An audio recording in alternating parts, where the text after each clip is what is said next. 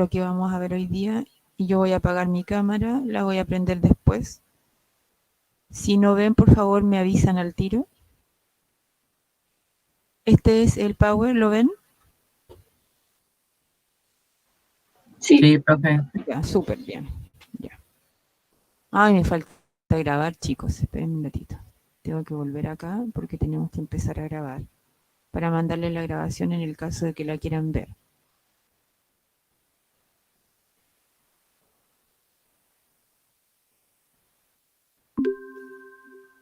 Ya, ok. Ya.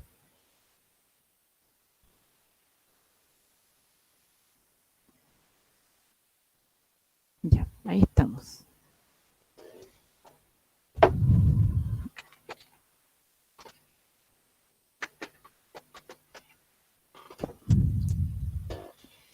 Bueno, el capítulo que nos queda ver del objetivo prioritario es el origen de la biodiversidad, que está en el capítulo 8 del libro de cuarto medio. Y se los puse acá para que lo identifiquen. Muchos se lo llevaron, otros los pueden bajar.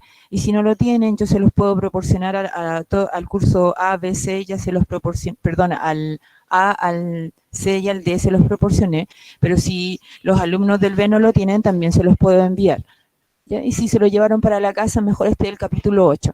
Recuerden que hasta el momento que nosotros sepamos, la parte de cuarto medio no va a ser incluida dentro de la PSU, pero igual el ministerio pidió que ustedes tuvieran ciertos capítulos que llamados como prioritarios. El otro prioritario, este es el prioritario de nivel 1, es decir, el que es obligatorio pasar junto con inmunidad, que supongo que ya todos lo vimos. Y el otro que es prioritario, que es de nivel 2, sería la primera parte de la materia donde está Griffith, por ejemplo, la duplicación del ADN, la transcripción del ADN y la síntesis de proteína, que eso está pasado. ¿Ya? Por lo tanto, hay videos, yo hice una serie de videos de eso, están subidos en la plataforma. Por lo tanto, esa materia está lista y entonces con esta última materia nosotros abarcaríamos todos los prioritarios y en este momento estaríamos totalmente completos con los prioritarios.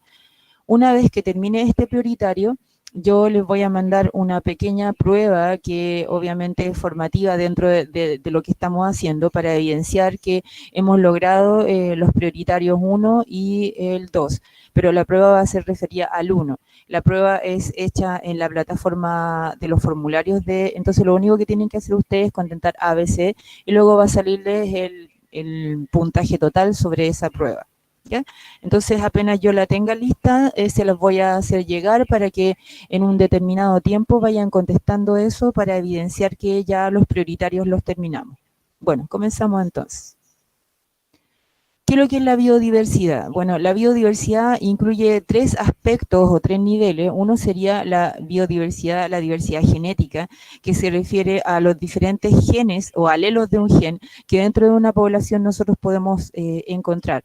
Es lo que se conoce como el acervo genético de una población. Si nosotros reducimos las poblaciones por caza excesiva, ¿no es cierto?, por extinción, todo ese acervo genético, la diversidad genética de esa población se va a ver mermada o va a extinguirse, ¿ya? Cuando nosotros hablamos del segundo punto o nivel de la biodiversidad taxonómica, nos referimos a los taxones, es decir, las clasificaciones o las diferentes especies dentro de el planeta Tierra. Mientras más especies hayan, más biodiversidad tenemos y más taxones también dentro de esa clasificación. La diversidad ecológica se refiere a los diferentes ambientes que tenemos o biomas que tenemos dentro del planeta Tierra. Por ejemplo, en Chile tenemos biomas desérticos, biomas de estepa, biomas antárticos, costeros, altiplánicos, etcétera. O sea, una infinidad de biomas ecológicos que tenemos y eso va a gatillar también la riqueza de la biodiversidad de un país, es decir, los ambientes ecológicos que pueda tener, va a gatillar también en el aumento de la biodiversidad, tanto en plantas como en insectos, como en hongos o bacterias o de todo tipo de especies. Ahí tienen otra diapositiva donde pueden explicar mejor lo que es la biodiversidad taxonómica, es decir, los diferentes taxones, las diferentes especies. la biodiversidad ecológica, los diversos ambientes que podemos encontrar en alguna región o en alguna parte del planeta, y la biodiversidad genética está especificada acá en estas especies de maíz que tienen diferentes tipos de variaciones. Ustedes las ven acá, un mismo maíz puede tener diferentes tipos de granos que obviamente están manifestando diferentes alelos de un mismo gen. Si voy muy rápido me avisan. Aquí vamos a ir un poco rápido porque la idea es pasar todo el capítulo 8 hoy día. En esta diapositiva les estoy mostrando un poco todas las especies que podemos encontrar en Chile. Este informe es un poco viejito, es del 2013, y acá les está evidenciando, por ejemplo, cómo incrementan o decrementan algunas especies. Por ejemplo, miremos cualquiera. Por ejemplo, en el año del 1995 al 2002 había 45 especies de anfibios y luego en el año 2013 ya había subido esa cantidad a 62, por lo tanto el incremento es un porcentaje de 0,02% en 17 especies. En cambio, por ejemplo, acá los dinoflagelados que forman parte de los protozoos, en 1995 habían 300 y en el 2013 295, es decir, habían experimentado un decremento de 5 especies, que eso equivalía al 0,05%. Obviamente que ahora como estamos en el 2019, ¿cierto? Perdón. En el 2019 esto debe haber cambiado bastante. Bueno, dentro de este cuadro, que también todo esto aparece en la misma forma en su libro, tenemos los beneficios de la biodiversidad. Ustedes se preguntarán por qué es importante tener diferentes ambientes, que hayan diferentes tipos de animales. Bueno, en esta como ruedita, ¿no es cierto?, nosotros vamos a encontrar diferentes aspectos de los beneficios que para la vida humana y para la vida del planeta también tiene tener diferentes tipos de especies habitando nuestro planeta y en diferentes tipos de ecosistemas. Por ejemplo, las plantas de alguna manera y los ecosistemas como los humedales, ¿cierto?, regulan el clima, evitan las inundaciones. En el caso de los insectos nos ayudan con la polinización. Por ejemplo, muchas de las plantas o las maderas nos proporcionan fibras, materiales para construcción. Por ejemplo, algunos insectos o hongos y las bacterias nos ayudan al reciclaje de nutrientes. El ambiente nos proporciona un lugar de esparcimiento. Por ejemplo, si no hubiesen bosques o plazas o plantas, no podríamos salir de vacaciones, experimentar lo que es el mar, el agua, las costas. Por lo tanto, no solamente es el uso de la tecnología o de la explotación lo que nos proporcionan diferentes ecosistemas o, ¿no es cierto?, la biodiversidad, sino que otros ambientes que nosotros, otros usos que les podemos decir directos o indirectos. Bueno, vamos a leer esta diapositiva que obviamente no es de acá de Chile, pero nos podría dar una noción de lo que la biodiversidad nos puede proporcionar. Por ejemplo, acá nos habla del uso directo de los recursos, que pueden ser, por ejemplo, recreación o aprovisionamiento, que sería el uso de alimentos, madera, ganadería, etcétera. O el valor indirecto, por ejemplo, lo que hablábamos recién, que si tenemos un ecosistema con mucha vegetación, ese ecosistema va a prevenir, por ejemplo, los aluviones o la erosión del suelo, etcétera. Y acá dice valores de opción, nuestros usos posibles futuros, porque hay muchas plantas, por ejemplo, muchos animales que nosotros no sabemos qué beneficios nos podrían dar en el futuro, en el sentido de que podríamos descubrir, por ejemplo, algún medicamento, podríamos descubrir algún principio activo de alguna planta que podría servir para curar una enfermedad, etcétera. O sea, no sabemos todavía porque no hemos explorado muy bien cuáles son los beneficios de esta vida o la biodiversidad que podemos tener en el planeta, que podemos descubrir diferentes tipos de usos. El valor delegado se refiere a que si nosotros cuidamos los recursos de nuestro planeta, podemos legarle esto a las generaciones futuras. Si no cuidamos, por ejemplo, un lago y este lago sufre eutrofización, ese lago no va a poder ser disfrutado por nuestros hijos o por nuestros nietos. Y por último, el valor de la existencia se refiere a que los seres vivos de cualquier índole también tienen derecho a existir. Eso lo estamos viendo ahora, ya vamos a hablar un poco de la fragmentación más adelante de los hábitats, que están viéndolo ustedes en las noticias que están apareciendo en la zona de Chicureo, pumas que están bajando hacia la zona habitable. Y eso es porque nosotros de alguna u otra manera le hemos estado quitando el hábitat a esos animales y ellos ya no encuentran, por ejemplo, presas que cazar y tienen hambre y empiezan a buscar alimento en otras zonas. Este es otro concepto que aparece en el libro, que es el concepto de los hot pots. ¿Qué son los hot pots? Bueno, los hot pots se definen por los vegetales endémicos que existen en alguna región del planeta. Ustedes ya saben, hemos tratado este concepto de endemismo, pero lo vamos a repasar.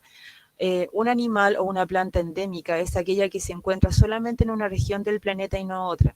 Nosotros tenemos varias especies endémicas en Chile, no solamente de plantas, sino que anfibios, reptiles, mamíferos, aves y peces. Pero para que esté denominada esta zona como hotspot, tiene que solamente se refiere a las especies vegetales. Dentro de la denominación hotspot no se toma en cuenta a los animales, pero otra de las condiciones que tiene que tener esta área para ser denominada así es que haya perdido el 70% de su superficie, esté en peligro y amenaza. Entonces, el hotspot se define como solamente el área donde se albergan aproximadamente unas 1.500 especies de vegetales, pero tienen que ser endémicos, es decir, tienen que ser propios de esa región. Bueno, acá les puse, por ejemplo, acá abajo, vamos a ver con la lupa. Resumen de la biodiversidad taxonómica en el hotspot chileno. Tenemos plantas vasculares, especie endémica de las 3.893 que tenemos, 1.957 de esas plantas son endémicas, es decir, solamente las podemos encontrar aquí en Chile en las zonas de hotspot. Los anfibios, 29 de los 43, los reptiles, 27 de los 41 del total de especies que tenemos, mamíferos, 13 y las aves, 12. Y ustedes dirán, ¿por qué tenemos tan pocas aves endémicas? Bueno, por el problema de que, o no problema, pero el comportamiento de las aves, que ellas emigran, ¿cierto? Por lo tanto, aves del hemisferio norte vienen al hemisferio sur cuando las condiciones son favorables y nuestras aves también migran hacia allá. Por lo tanto, no podemos hablar de que sean endémicas, es decir, que solamente habitan en esta región. Dentro también de lo que está en el libro, hablan de la biodiversidad de los ecosistemas chilenos y yo quería mostrarles estos humedales que tienen bastantes beneficios para nuestro país, nuestra especie, y no solamente para la especie, sino que también para mejorar el clima. Por ejemplo, el humedal es un suelo que está permanentemente o estacionalmente inundado. Les voy a leer las características que dice acá. Sus aguas son poco profundas, pueden ser salados o dulces, y dentro de las características que tienen estos ecosistemas es que nos ayudan a limpiar el agua, ayudan a renovar las aguas subterráneas. También, por ejemplo, en los lugares donde hay humedales, el clima permanece generalmente estable, ni frío ni caliente. Protegen de las tormentas y estabilizan las costas y exportan los sedimentos de nutrientes, controlan las inundaciones y son reservas de la biodiversidad. Vamos a ver algunos de los que están en Chile.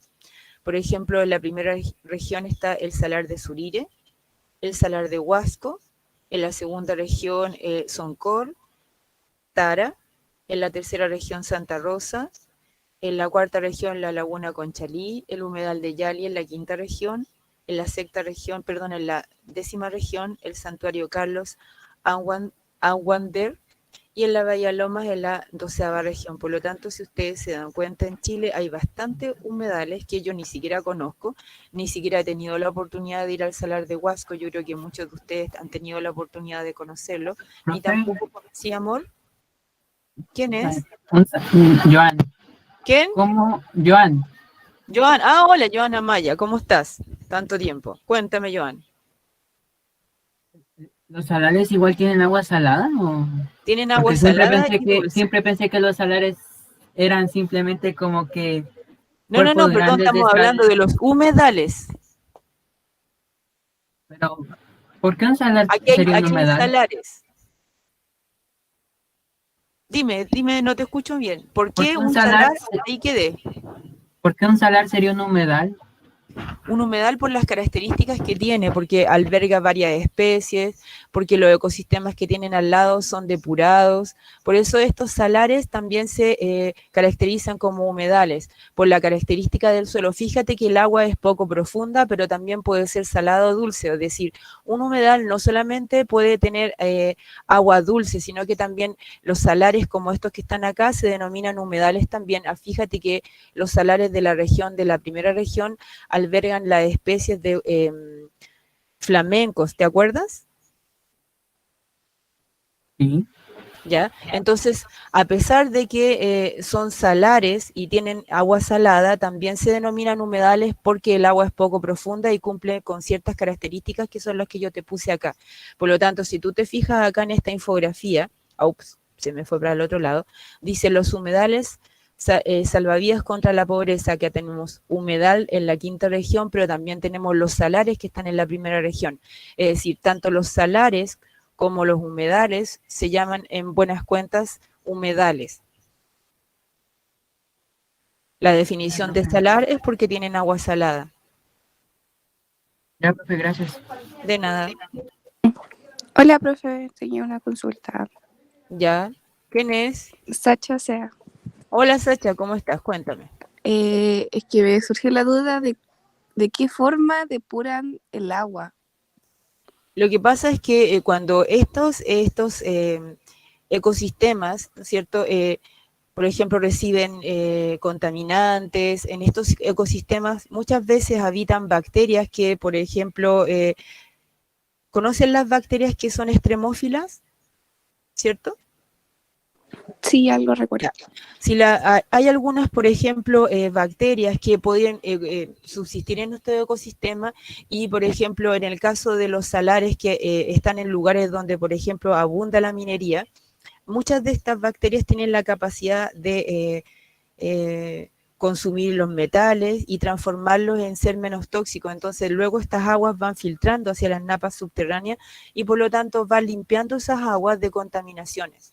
A eso se refiere con que reponen agua o depuran el agua, porque el ecosistema de toda la biota que vive dentro de estos salares en buenas cuentas en un ambiente protegido, ayuda también a depurar el agua, limpiarla y luego esa agua se filtra hacia las napas subterráneas y las va limpiando. A eso se refiere. Ah, ya, profe, gracias. Ya. ¿Alguna otra pregunta para pasar más adelante? ¿No? Ya, seguimos. Aquí tienen algunos, ¿no es cierto? Por si acaso les gustaría leerlos. Así que tienen la de descripción de alguno de estos salares, algunos de estos humedales, para que los vayan mirando si les interesa saber si van de vacaciones y quieren pasar a mirarlo en los sectores donde vayan. Otro tipo de las denominaciones que tenemos dentro del libro son hablar de los ecosistemas terrestres característicos de Chile. Se los voy a aumentar para que los miren.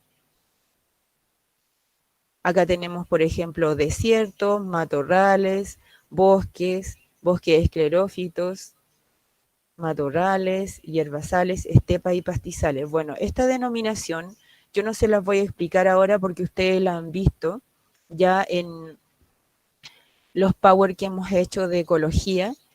Esta ecología no la repasé este año a los chicos de cuarto medio debido a que esta parte de la materia no está contenida en la PSU, pero en primero medio se habló, ¿no es cierto?, de cada uno de los ecosistemas y de hecho dentro del power que les mandé, también en la parte de cuando repasamos esta materia de ecología, les pasé cuáles son las características de cada uno de estos biomas, los animales característicos, las plantas características, la temperatura que caracteriza cada uno de estos biomas. Por lo tanto, esto es solamente referencial. Si les interesa saber algo más en profundidad acerca de cada uno de estos ecosistemas, los que no los tienen me piden el Power de nuevo o yo les informo o les doy material también. Recuerden que les compartí, y bueno, todos los profesores, yo creo que los de biología les compartimos todos los libros que tenemos de los preuniversitarios que teníamos, la editorial SM, y creo que está el preuniversitario Pedro de Valdivia, me parece, el libro también se los compartimos. Hemos compartido también el libro de biología, el de La vida en la Tierra de Teresa Audesir, también se los compartí, y creo que el de Curtis también. Entonces tienen harto material bibliográfico en el caso de que quisieran averiguar. Obviamente no está en el de Chile, pero yo también les puedo conseguir un libro sobre los biomas de Chile. Bueno, acá tenemos ecosistemas marinos que se han descubierto como 14 ecosistemas marinos, pero esta fotografía la saqué de un libro que se los puse al lado, creo, la referencia, para que vean más o menos los ecosistemas marinos que tenemos en la isla de Pascua, en la parte del mar de las Islas Desventuradas, el archipiélago Juan Fernández, el Pacífico Sudeste y el Pacífico Austral Oceánico.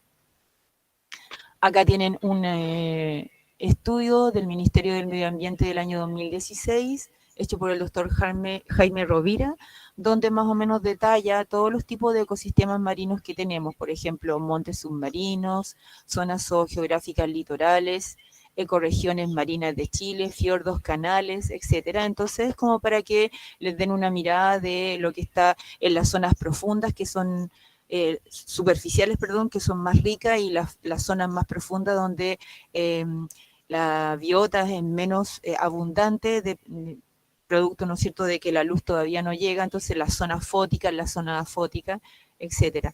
Oh, mire, es que hoy es mi profesor de la universidad. Ya, no tenía idea que estaba ahí. Bueno, principales recursos pesqueros y cultivos de Chile.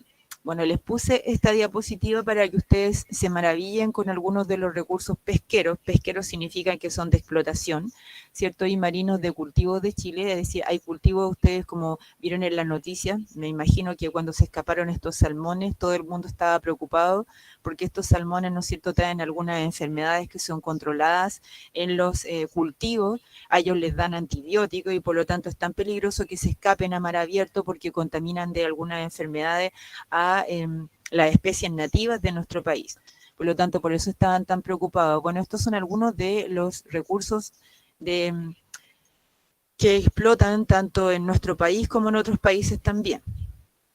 Solamente de información.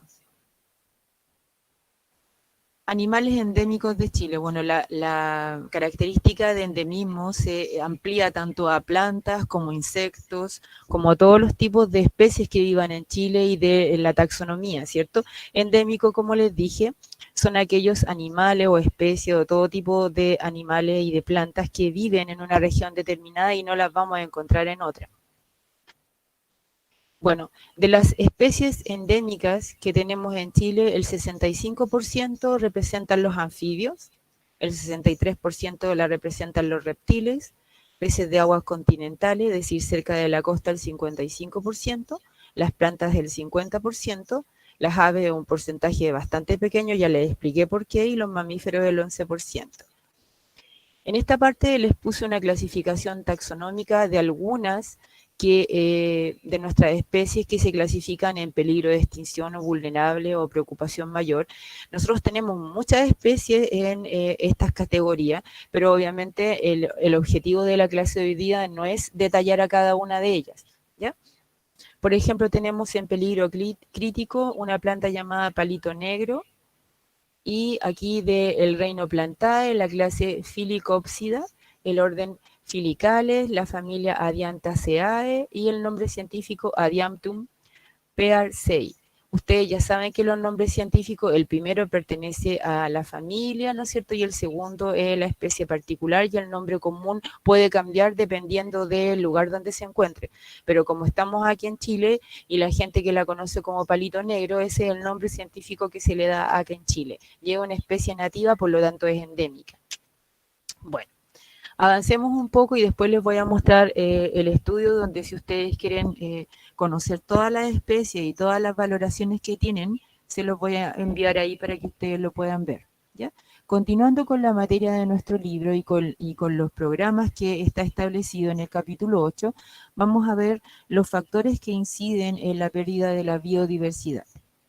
Los vamos a detallar muy someramente en algunas partes, porque estas categoría ustedes ya la han visto en forma exhaustiva, en primero medio, en segundo medio, en tercero medio no se ve ecología, y en cuarto medio algunas cosas ya terminamos de repasarla en la parte de ecología, por lo tanto esto es como volver, ¿no es cierto?, a hablar de lo mismo, donde ustedes ya están al tanto de cuáles son los cambios climáticos, la contaminación ambiental y todo esto, así que vamos a verlo, perdón, en forma bastante superficial. Si alguien quiere profundizar, me avisa y yo le mando por correo todos los documentos y más información y de dónde puede sacar. Incluso tengo hasta algunos libros de los preuniversitarios que vienen en bloque, ¿ya? Entonces veamos la primera. ¿Qué es lo que es la destrucción y la fragmentación de los hábitats? La contaminación, el cambio climático que se va a ver al último. Bueno, la destrucción de un hábitat puede ser por varias variables, donde tenemos, ¿no es cierto?, todos son efectos antrópicos, es decir, el hombre afectando la naturaleza. Tenemos los incendios forestales, la introducción de especies invasoras o las actividades agropecuarias.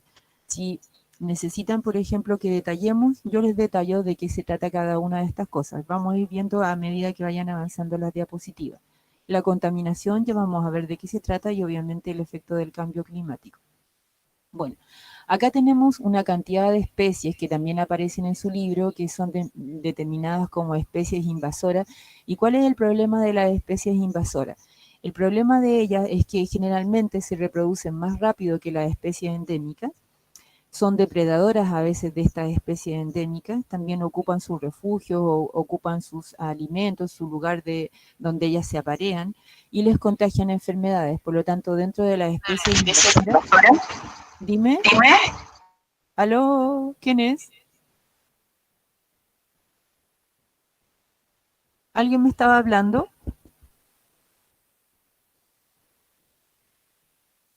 ¿No? ¿Alguien me estaba hablando o sigo nomás? Parece que una puso el micrófono justo y se Ah, ya. escuchó de rebote. Ah, ya, bueno. Si necesitan que vaya más lento, me van avisando. Ya acuérdense que no los veo. ¿Ya? Bueno, sigamos.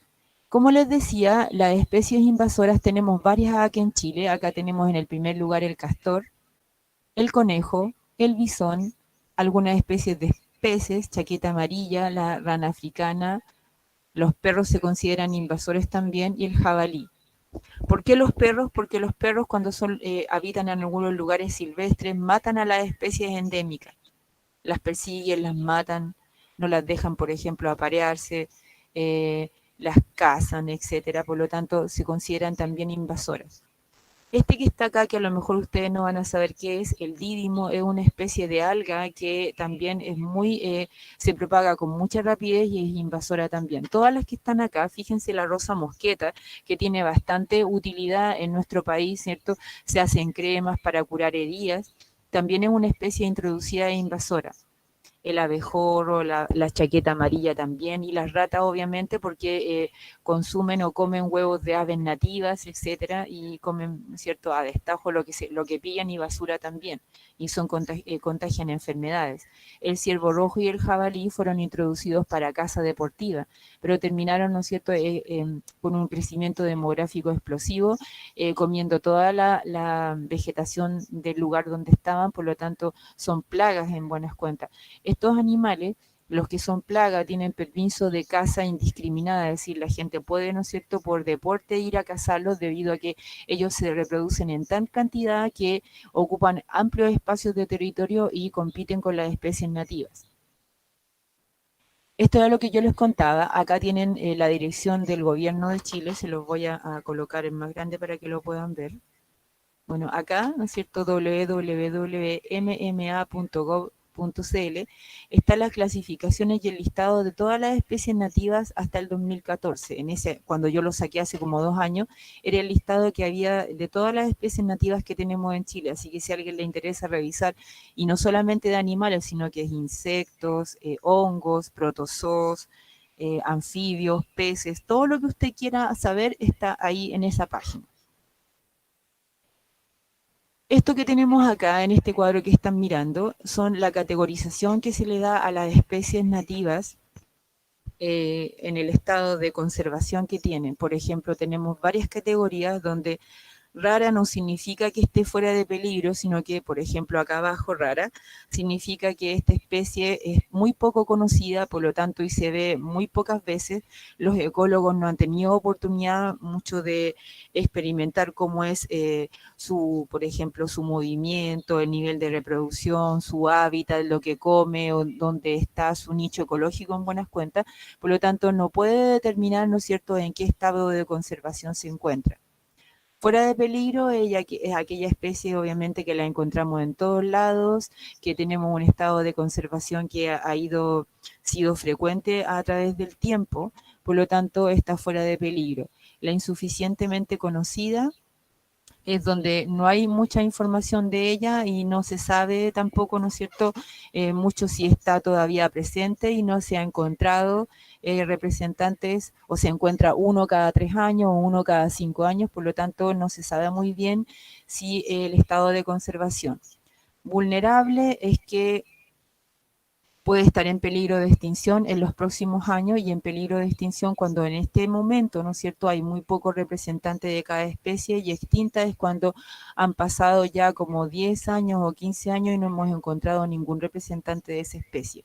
Y aquí están los ejemplos en Chile de especies que se han extinguido, por ejemplo, el zarapito boreal, el tucotuco de la isla Riesco, dice acá. En peligro de extinción estamos hablando de, por ejemplo, el loro tricahue, el ruil y el alerce.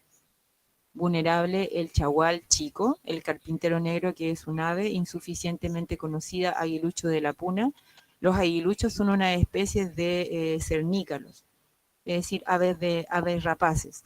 La tortuga boba, fuera de peligro puye, lagartija lemnisca, y rara el pato gargantillo y la lagartija de Atacama.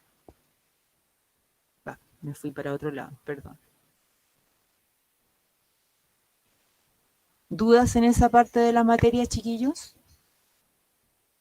Esta parte de acá, voy a volver, la vamos a ver, la estamos viendo ahora, ¿cierto? Estamos viendo cosas en forma particular. No es que eso es todo, ¿no es cierto? No vamos a hablar más de los incendios forestales, obviamente no, porque ya sabemos cuál es la incidencia dentro de un ecosistema, y la introducción de las especies invasoras la acabamos de ver, y las actividades agropecuarias, ¿se imaginan cuál es el problema con la biodiversidad o no?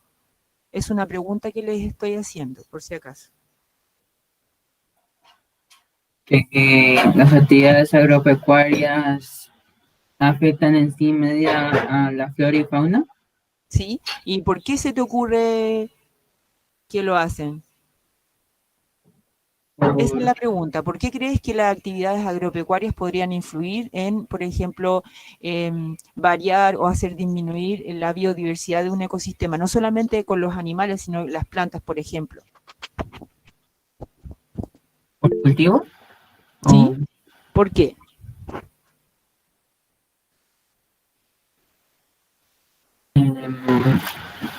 Porque por necesidad de recursos. Sí, pero me refiero a por qué. ¿Qué es lo que hace la agricultura? Por ejemplo, si tú tienes una zona poblada de diferentes tipos de especies de, por ejemplo, bosque nativo, tú la talas para hacer agricultura y solamente ahí colocas, por ejemplo, monocultivo, solamente soya. ¿Qué haces con el suelo con el monocultivo?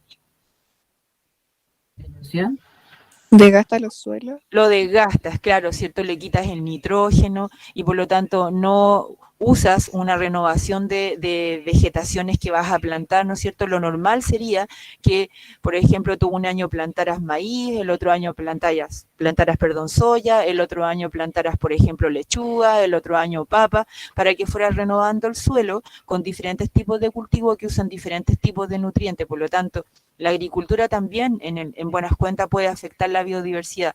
Una, porque le quitamos el ambiente endémico a las especies que están ahí para hacer espacio para ya sea la ganadería o la agricultura. También estamos mermando la calidad del suelo, provocando erosiones, etcétera. Por lo tanto, por eso que en esta diapositiva, ¿no es cierto?, estamos colocándola dentro de los factores que inciden con la pérdida de la biodiversidad. Hasta el momento estamos bien, ¿o necesitamos repasar alguna cosa hasta ahí?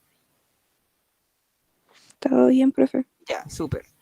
En la lección 2 del capítulo 8, que la voy a agrandar para que la vean bien. Estamos ahí.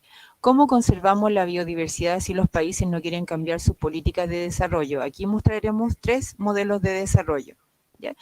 En esta parte de la materia nos van a mostrar 3 modelos: el modelo desarrollista, el modelo conservacionista y el modelo sostenible. En el modelo número 1, el desarrollista, se basa básicamente en explotar y explotar y explotar todos los recursos y que, ¿no es cierto?, utilicemos toda la tecnología que tenemos para ser un país cada vez más industrializado, sin considerar, ¿no es cierto?, si afectamos el medio ambiente, si estamos afectando la biodiversidad, si estamos contaminando. Es decir, la premisa, perdón, de este tipo de modelo es explotemos, explotemos y explotemos porque queremos ser los primeros y los países jaguares, en buenas cuentas, ¿ya? Agotamos los recursos y no estamos repoblando nada ni nos estamos preocupando de la conservación. Ese es el modelo desarrollista. El modelo conservacionista también tiene otro problema. Es, ¿no es cierto?, conservar todo, no explotar nada, y por lo tanto, si, por ejemplo, denominamos a un país conservacionista y obligamos, como si hacemos un acuerdo, y obligamos a algunos países a ser 100% conservacionistas, estamos dejando a esos países que no crezcan y que, por ejemplo, si es un país pobre, ¿no es cierto?, que tiene una selva rica en algún producto que nosotros podemos explotar y no lo explotamos porque le damos una política de conservación 100%, estamos impidiendo que ese país crezca, perdón. Por lo tanto, también sería injusto para esas personas. Y el modelo sostenible es un modelo más adecuado porque permite el crecimiento de los países, pero también apoya la política de conservación. Es decir, que explotemos los recursos, por ejemplo, como se hace con las leyes de pesca, supongamos, si ustedes las conocen, donde tenemos una cierta cuota para pescar, pero solamente los individuos que pescan esa cuota, ¿no es cierto?, deben dejar que en algún periodo del tiempo la especie pueda descansar para reproducirse y generar individuos en los diferentes estados de desarrollo. Es decir, no pescar individuos que estén en etapa reproductiva o no pescar individuos juveniles que todavía no han alcanzado la madurez. ¿Se entiende? Y entonces, con esta política del modelo sostenible, nosotros nos anticipamos a la necesidad de las generaciones futuras. Es decir, no le quitamos el recurso, sino que lo vamos manejando, extraemos el recurso, pero también lo hacemos en forma sostenible. ¿Se entiende a qué se refieren estas 3 políticas de desarrollo? El modelo desarrollista, el conservacionista y el sostenible. ¿Cuál modelo creen ustedes que tenemos en Chile?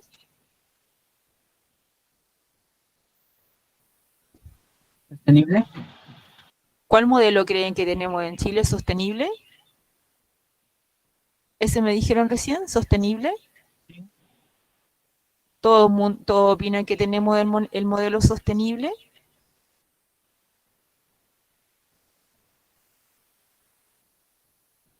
¿Se quedaron dormidos, chiquillos, o no? ¿No tienen micrófono? Todo el Para mundo. mí el de desarrollista. Yo también pienso que estamos entre desarrollista y sostenible. Más desarrollista que sostenible porque explotamos varios recursos y no nos preocupamos, ¿no es cierto?, de el reciclaje, no nos preocupamos de, por ejemplo, no agotar los recursos. Vienen de otros países y cazan nuestros peces, ¿cierto?, los pescan y no se preocupan de los individuos, por ejemplo, los pequeños pescadores, de que tengan ellos el recurso para, ¿no es cierto?, poder sobrevivir. Es decir, tenemos una política de la industria o la gente que tiene más dinero puede, ¿no es cierto?, tomar todo lo que quiera y lo que reste es para los demás. O sea, más adelante, como ustedes van a ser los políticos de nuestras futuras generaciones, deben preocuparse por mantener todos estos recursos de una forma más sostenible posible. Pero sí, yo pienso que en este momento en Chile estamos como avanzando hacia el modelo sostenible, pero en este momento yo creo que estamos como en el modelo todavía desarrollista, tendiendo a ser un poco sostenible. Y eso en base, ¿no es cierto?, a las nuevas generaciones, que ellos se están preocupando de que los recursos que tenemos en nuestro país sean cuidados, de que las especies que tenemos endémicas sean mantenidas en refugio, en reservas ecológicas y en cuidar en buenas cuentas del planeta. Y sobre todo nuestro país también. Bien. Acá tenemos, ¿no es cierto?, la sostenibilidad, que es lo que nos hablan todos los días de la televisión, de que cuidemos del agua, economicemos energía, usemos transportes de uso limpio, pero cuando nos vemos enfrentados, ¿no es cierto?, nosotros mismos en forma particular, a que tenemos un papel en la mano y no hayamos nada mejor que tirarlo al suelo, nos estamos como alejando de esta política de sostenibilidad, ¿no es cierto? Entonces, tenemos que empezar primero por nosotros, y después empezar a tratar de normar al resto de la comunidad, ¿cierto? Si vamos y tenemos un pajarito y le tiramos una piedra, o si pateamos a ciertos animales y no los cuidamos, entonces somos como un poco... nuestra política o nuestro discurso es medio tergiversado. Por un lado decimos que estamos apoyando, ¿no es cierto?, las tecnologías renovables, y por el otro lado nos bañamos como 4 horas o utilizamos el secador de pelo como 15, 20 minutos. Entonces como que no somos no estamos muy de acuerdo con lo que decimos con la boca, con lo que hacemos con, ¿no es cierto?, nuestras actitudes. Bueno, pasamos ahora a la lección 3, que tiene que ver con qué pasa con el crecimiento de la población humana. ¿Cómo hemos ido creciendo a lo largo de todo este tiempo en que la humanidad ha vivido sobre el planeta, ¿cierto? De eso se trata. Bueno, a las 11:05 nosotros no tenemos recreo en este bloque, ¿cierto? Si vamos a seguir, yo no sé si ustedes me van a permitir que, si es que no alcanzo a terminar en esta clase, sigamos con la otra, o si después lo voy a preguntar a todos después, o si después quieren que yo lo termine con un video y se los mando nomás, y seguimos avanzando entonces las materias de repaso. Eso lo vamos a ver al final, ustedes después me van a decir de acuerdo a lo que ustedes piensen, ¿ya? Yo estoy llana a, ¿no es cierto?, que ustedes me digan qué es lo que prefieren. Bueno, en la lección 3 entonces vamos a ver cómo el aumento de la población en el planeta ha ido cambiando un poco el entorno de este mismo, es decir, cómo, recuerden que estamos tomando esto desde la base del efecto antrópico, es decir, el efecto del hombre sobre todo el ecosistema planetario, como nosotros, que somos la especie entre comillas dominante, no la más inteligente, ¿cierto?, ni la mejor tampoco, porque somos animales dentro de otro grupo, pero cómo nuestra especie, que es un poco depredadora, ha ido cambiando el entorno del planeta. Bueno, en el Paleolítico y en el Neolítico, ¿no es cierto?, pasamos de ser cazadores nómadas, ¿cierto?, y agrupándonos en pequeños grupos de individuos, a establecernos en asentamientos donde fuimos cultivando, desarrollando la agricultura, qué sé yo, la ganadería, y asentándonos en ciertos lugares, y la población va a ir creciendo, obviamente, pasando desde 4 millones dice Paleolítico, 18.000 años, ¿cierto?, que éramos nómades, después cazadores, recolectores, después nos hicimos sedentarios, etcétera, y fue aumentando la población del planeta. La población estimada actual, ¿cierto?, las cosas que vi recién fueron como 6 millones de individuos, y luego pasamos a la civilización. Bueno, ¿qué aportes ha tenido la civilización en buenas cuentas? La gente que está en historia me puede ayudar aquí también, ¿no es cierto?, el desarrollo de nuevas tecnologías que ha dado la oportunidad de que enfermedades que antes no se sabía su causa, tengamos, por ejemplo, medicamentos paliativos. Por ejemplo, tenemos aumento de la producción porque hemos inventado tecnologías donde podemos extraer y no usar, por ejemplo, la fuerza bruta de hombres, sino que tenemos maquinarias. Hemos desarrollado, por ejemplo, transportes donde nos podemos mover de un lado a otro. O sea, todas las tecnologías apuntan en buenas cuentas a que nosotros nos expandamos en el planeta Tierra, y también, por ejemplo, la baja de la mortalidad infantil, todo eso ha permitido que haya una explosión demográfica en aumento en forma exponencial. Pero si ustedes ven en este momento en Europa o en otras partes del planeta Tierra, la cantidad de individuos se ha estancado debido a que ya las mujeres, como han entrado en la parte laboral, ¿cierto?, hace mucho tiempo ya, ellas también quieren ser profesionales, se han mantenido, por lo tanto, como la norma o la tendencia a que no tengamos muchos hijos. Por lo tanto, en varios países, como en el nuestro también, se está viendo de que la población joven está como disminuyendo y la población más mayor, es decir, la gente de mayor de 60 años, está aumentando. Por lo tanto, estamos a la tendencia de una población más vieja, ¿ya? Bueno, eso a partir de la revolución industrial, obviamente que esto lo saben ustedes mejor que yo en las clases de historia, que dependiendo de todos los avances tecnológicos hemos ido al aumento de la población y obviamente esto tiene una repercusión básicamente en lo que puse acá en esta infografía. A medida que la población aumenta, la tierra cultivable, ¿no es cierto?, la tierra aprovechable va aumentando y por lo tanto los bosques y todo eso va disminuyendo, ¿cierto? Y también la cantidad de tierra cultivable va disminuyendo, obviamente porque necesitamos establecer lugares donde vivir, entonces vamos quitando espacio libre que tiene para la agricultura o la ganadería, le vamos quitando para construir casas, edificios, mall, etcétera, ¿cierto? Por lo tanto, si ustedes van viendo, ¿no es cierto?, la proyección aquí que está en esta gráfica hasta el año 2050 es mucha menos tierra cultivable y eso va a redundar en qué cosa, obviamente que los alimentos van a empezar a reducir o van a empezar a encarecer porque ya no vamos a tener, por ejemplo, tan barata una lechuga, porque para tener una lechuga la tierra va a ser más cara para ese agricultor porque obviamente, ¿no es cierto?, va a estar compitiendo con las inmobiliarias porque le van a querer comprar la tierra para construir edificios o lugares donde la gente se pueda establecer para tener sus hogares. Esto es una gráfica un poco vieja, ¿no es cierto? Habla del 2011 de 7 millones de 7 millones de habitantes, 7.000 millones de habitantes en el planeta Tierra, ¿cierto?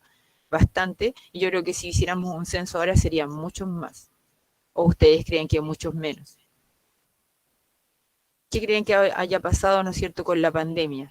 ¿Haya eliminado mucha gente del planeta o Creo poca? que igual serían como que no creció nada, se mantuvo. Se mantuvo, ya. O sea, la población que falleció en esta pandemia, que todavía no hay un recuento general porque no ha terminado, ¿no es cierto? A lo mejor no va a tener una incidencia muy significativa en la disminución de la población del planeta. Bueno, ¿cómo se distribuyen las poblaciones mundiales? Yo creo que ustedes deben imaginarse por qué, ¿cierto? Si yo tengo la posibilidad de ir a una zona costera y me da la posibilidad de ir a una zona desértica, obviamente voy a establecer mi lugar de vivienda en una zona costera, donde hay agua, donde hay vegetación, donde haya, ¿no es cierto?, muchas más posibilidades de que yo obtenga alimento. Por lo tanto, los asentamientos humanos a lo largo de toda la historia se han asentado en lugares del planeta donde son favorables, obviamente, para la vida, ¿cierto? Y así donde tenemos muchas áreas del globo terráqueo, donde ustedes están viendo donde las zonas más pobladas son en zonas más ricas de nuestro planeta, más ricas en vegetación, más favorables en cuanto a la temperatura, etcétera, a todo, ¿no es cierto?, lo que nos permita vivir en un rango de temperatura y de todas las condiciones que para nosotros son favorables como humanos, ¿ya?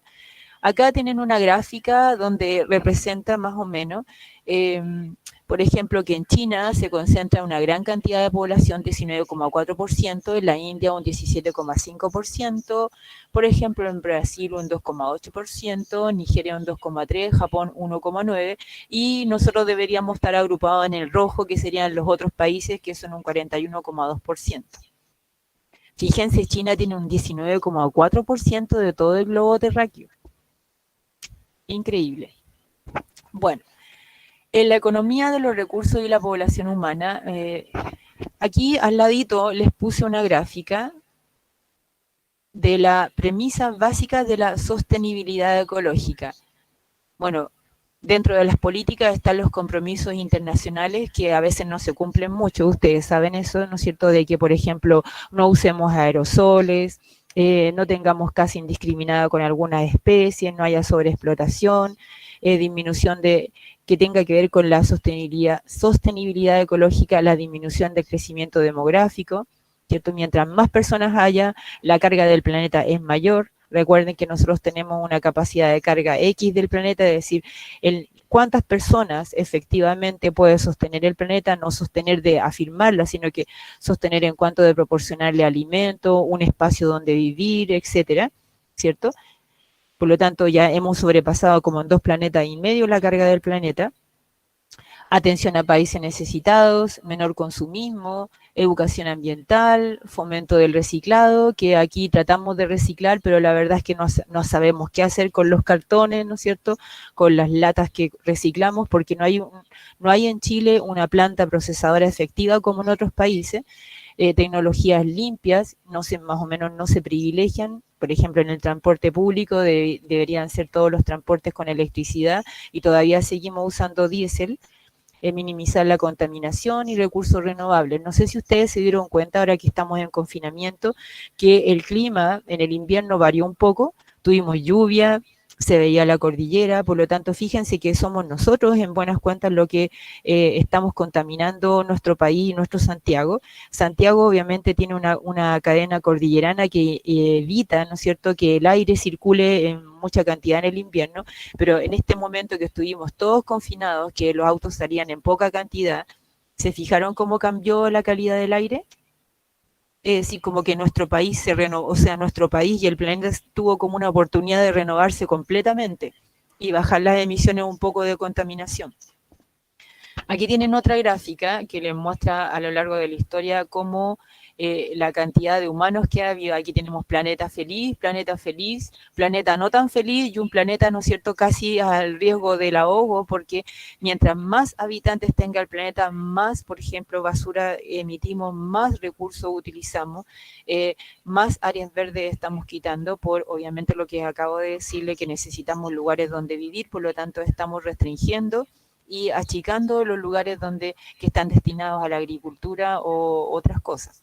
Bueno, la huella ecológica, en buenas cuentas, se refiere a todo, ¿no es cierto?, lo que nosotros necesitamos para subsistir nosotros mismos. Es decir, ¿cuál es mi huella como María Isabel, mi huella ecológica? ¿Es lo que María Isabel, por ejemplo, elimina de desechos? O sea, yo, ¿no es cierto?, ¿qué es lo que uso como basura o mis desechos propios de mi digestión, podríamos decirlo así? ¿Cuánto del planeta yo estoy utilizando? ¿Cuánto del planeta yo, la María Isabel, utiliza, ¿no es cierto?, para comer? ¿Cuánto del planeta utiliza para tomar agua? Eso significa mi huella ecológica, en buenas cuentas, lo que yo necesito para subsistir. Vamos a ver un poco la diapositiva en forma más particular. Por ejemplo, ¿qué huellas dejas en el planeta? De la misma forma que al caminar dejamos nuestra huella, nuestro estilo de vida también la deja en el planeta. Si soy más gastadora o menos gastadora, ¿no es cierto?, o contamino más que otra persona, voy a dejar una mayor huella ecológica. La huella ecológica, relaciona las demandas del ser humano con la capacidad de los recursos del planeta y su regeneración. El objetivo es que reconozcamos y modifiquemos nuestras acciones. Por ejemplo, dice, considera, ¿realizas tus compras de manera responsable? Es decir, ¿compras más de lo que efectivamente gastas? Dejas tiradas, o sea, las cosas que tú tienes, ¿cierto?, las dejas tiradas o las reparas o simplemente se te echa a perder algo y lo botas. Reduces residuos, eliges envases grandes con pocos envoltorios, usas las bolsas plásticas, caminas y evitas tomar transporte público, ahorras energía, por ejemplo, vas apagando las luces de tu casa, cierras la llave, tratas de bañarte menos, o sea, no bañarte menos, perdón chicos, sino que de gastar menos agua, báñense por favor. Tomas conciencia, te mentalizas, ¿no es cierto?, del impacto que tú estás generando en el ecosistema, reutilizas. Actualmente, dice, nuestra huella supera casi el 30% de la capacidad del planeta para regenerarse. Que el planeta se regenera, por ejemplo, así como la capa de ozono se regenera, claro que se regenera, pero a veces se necesitan 100 años para regenerarse. 100 años que nosotros no vamos a tener. Perdón chicos por mis perros, tengo 8, ustedes saben ya, ¿cierto? El agua de la cocina, yo también hago mi mea culpa, a veces, ¿no es cierto?, digo, hoy que está rica la ducha y me quedo como 5 minutos más y después me siento culpable porque digo, ¿cómo me estoy bañando tanto si tengo que cuidar el agua? Bueno, separo la basura, es decir, boto, ¿no es cierto?, saco los residuos que puedo generar, compost, es decir, la verdura, la fruta, los separo del papel, los separo de lo que efectivamente puedo botar cerca de mi casa. Hay un punto limpio, pero la gente va a botar, por ejemplo, cosas que nadie puede reciclar, entonces también la gente utiliza los puntos limpios a veces como contenedores de basura. Entonces, ¿tenemos conciencia real de lo que hacemos? Número 4, lección 4, ¿cómo afecta el cambio climático a la biodiversidad? ¿No es cierto? Bueno, Nosotros ya hemos visto harto esta parte de la materia en primero medio y en segundo medio, ya sabemos lo que es el cambio climático en relación a el aumento de la temperatura, el efecto invernadero, lo que hacemos, ¿no es cierto?, con los combustibles, con las quemas de carbón, con el uso industrial, por ejemplo, de los combustibles fósiles, con estos clorofluorocarbonos que estaban en los refrigerantes de los refrigeradores antiguos, por ejemplo, los propulsores de todas estas, los perfumes que usamos que vienen con gas comprimido y todo eso, ¿no es cierto? Por ejemplo, las propulsiones de aviones, los aerosoles, los aparatos eléctricos, las espumas plásticas, bueno, todo eso son contaminantes que a lo mejor nosotros como que no tomamos mucho eso en cuenta cuando lo usamos.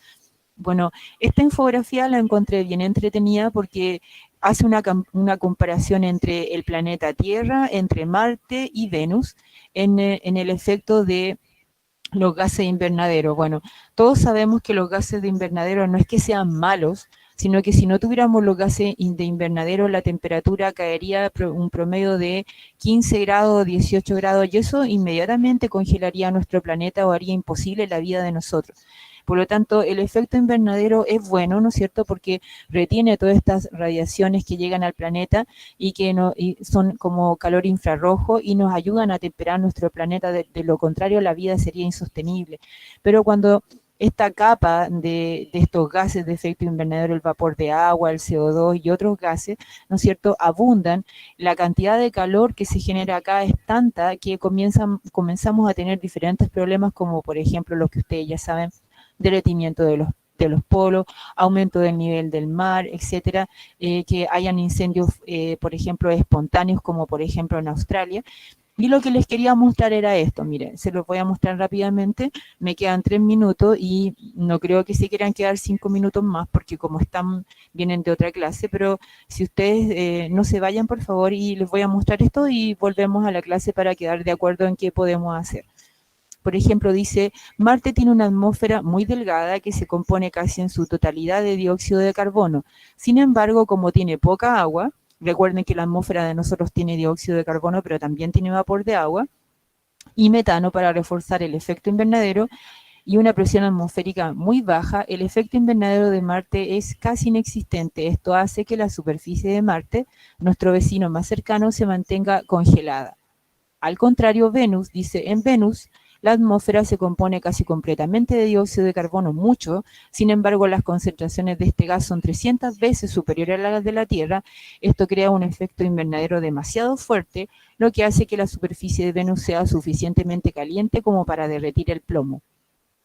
Se fijan lo importante que es mantener en una justa medida el efecto invernadero de nuestro país, de nuestro planeta, que hace posible la vida en la Tierra. Bueno, voy a volver a la clase, me esperan un momentito. Voy a detener un poco la grabación. Sí, detener. Y la presentación. Entonces, les pregunto, miren, me quedan como unas 5 diapositivas, entonces quería preguntarles si se las envío, yo grabo la parte que me falta y se las envío, o tomamos una clase más para terminar. ¿Qué prefieren?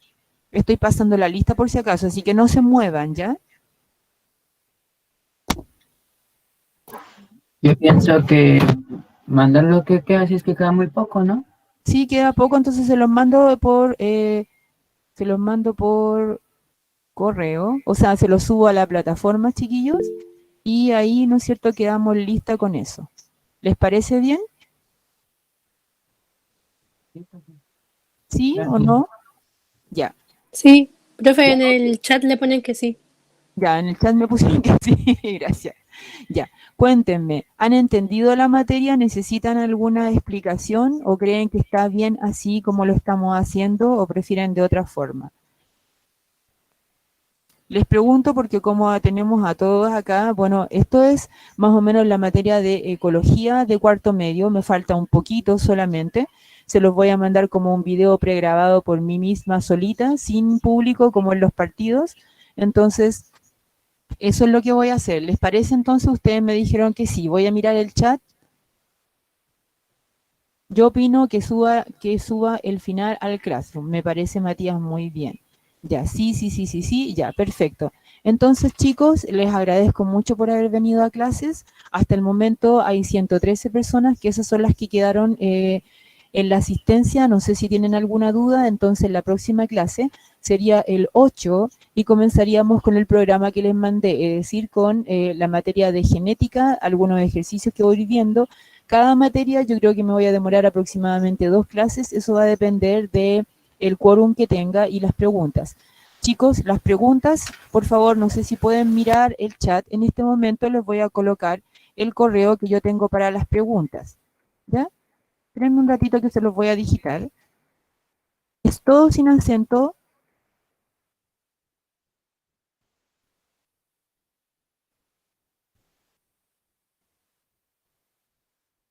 mail.com. Lo ven, es biología.santamaria.laflorida@gmail.com. Ese correo es solamente de consulta, es decir, si ustedes tienen dudas en los ejercicios que vayan a estar haciendo del preuniversitario nuevo, que los inscribimos de forma gratis, que es de una universidad, si tienen dudas las mandan ahí, si tienen dudas de la clase también las mandan ahí, y yo las voy a responder en forma personal al correo de ustedes que ustedes me escriban. Traten de que los correos sean los correos institucionales para así identificar qué personas son. Bien, chiquillos, espérense, voy a colocar mi cámara para despedirme. Ahí estoy. Ya, chicos, entonces eso sería la clase de hoy día. No sé si tienen algún comentario, si algo no les pareció bien, algo no quedó claro. Sí, profe, quedó claro, muchas gracias. Ya, mi amor, ahí les mandé en el chat el correo. Ya, chiquillos, entonces nos vemos, si Dios quiere, la próxima clase. Que estén muy bien y cuídense, ya para que aparezcamos toda la otra semana y no estén enfermos.